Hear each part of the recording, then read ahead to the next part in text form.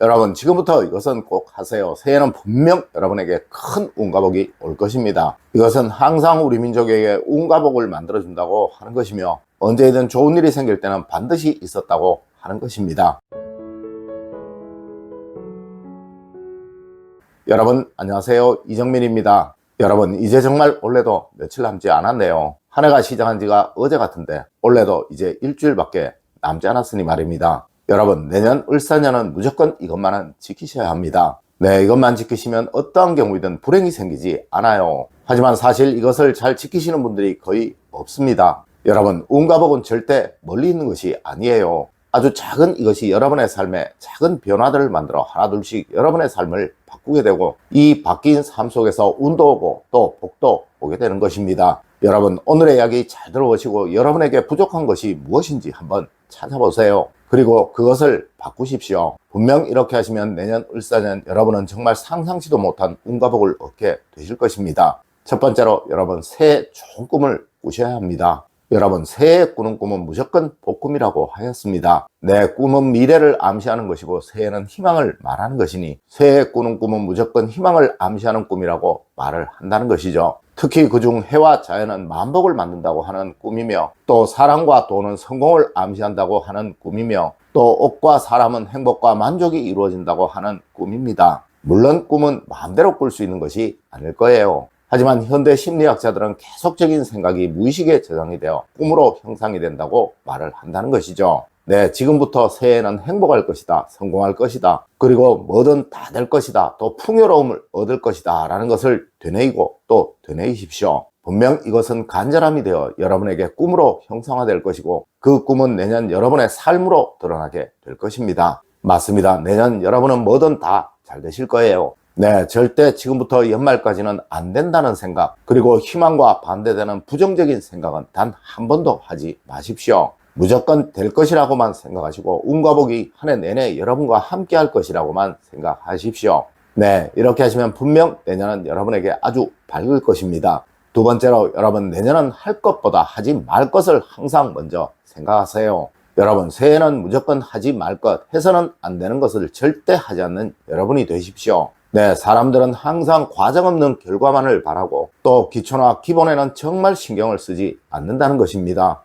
여러분, 우리 조상님들은 불행이 없으면 하지 말 것을 하지 않으면 되고, 또 성취를 얻으려면 해야 할 것을 하면 된다고 말을 하셨습니다. 네, 먼저 불행이 없어야 안정이 이루어지고, 이 안정 속에 번영도 성취도 만들어지는 거예요. 맞습니다. 간혹 남에게는 함부로 하고 또 가족들에게 해야 할 도리는 하지 않으면서 항상 뭔가 대단한 일을 하는 듯 말하는 사람들이 있다는 것이죠. 여러분, 내년은 항상 작은 것, 기본적인 것에 신경 쓰시는 여러분이 되세요. 네, 이런 사람이 한 걸음씩 나아가는 것이며, 궁극에는 행복도 성공도, 아니 모든 것을 다 얻는 사람이 되는 것입니다. 세 번째로, 여러분 풍수는 뭐니 해도 혈처입니다. 혈처가 가장 중요한 것입니다. 여러분, 새해 풍수의 혈처는 무조건 신경을 쓰시는 여러분이 되세요. 이것이 잘못되어 있으면 그 무엇을 하더라도 다 소용이 없는 것입니다. 여러분, 혈처라는 것은 기의 흐름이 처음 생성되고 만들어지는 곳을 말하는 거예요. 그리고 이 풍수는 기를 다스리는 학문이며, 또 여러분의 가정에 좋은 기가 흘러야 행복도 번영도 성공도 다 이루어진다고 말을 하는 학문입니다.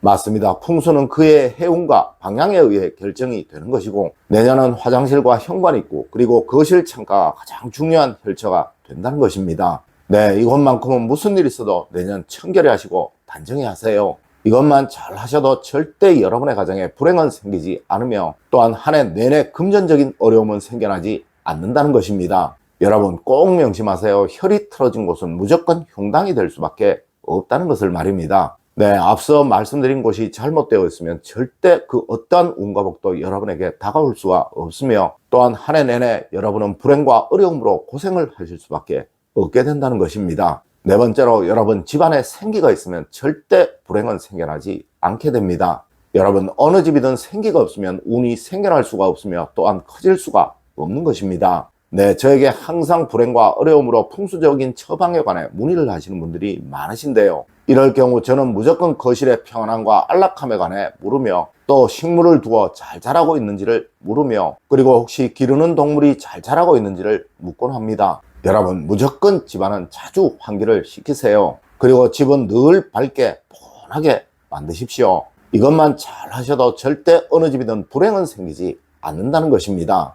다섯 번째로 여러분, 조상복보다 큰 복은 없는 법입니다. 여러분, 사람이 삶을 살며 얻는 가장 큰 복은 바로 조상복입니다. 네, 조상복이 있는 사람은 무조건 타인들에게 부러움을 얻는 삶을 살아가게 된다는 것이죠. 여러분, 조상복은 두 가지가 있어요. 하나는 태어나면서부터 가지는 것이고 또 하나는 살아가면서 얻게 되는 것인데, 두 가지 모두 무조건적인 것이 조상이 편해야, 만족해야 라는 조건이 있다는 것이죠. 여러분, 새해는 무조건 부모님에게 효를 다하세요. 그리고 혹 부모님이 돌아가셨다면 절대 그 부모님을 원망하지 마시고 이해하시려고 노력하세요. 분명 이렇게 하면 여러분은 작든 크든 무조건 조상복은 얻게 되실 것입니다. 여러분, 풍수에서 음택이라는 이론이 존재하는 이유가 바로 조상복을 얻고자 하는 마음에서 그러한 거예요. 맞습니다. 부모님을 불편하게 불행하게 만드는 사람은 언제이고 자신도 무조건 불행한 삶을 살아갈 수밖에 없게 된다는 것이죠. 여섯 번째로 여러분, 새해는 꼭 사람을 조심하세요.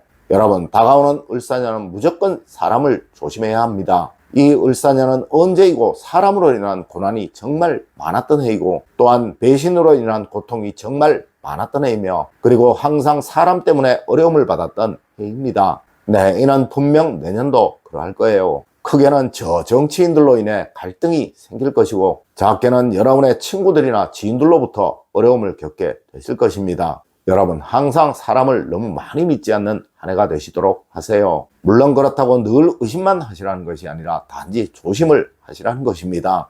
일곱 번째로, 새해는 항상 배우자를 존중하시고 대우하십시오.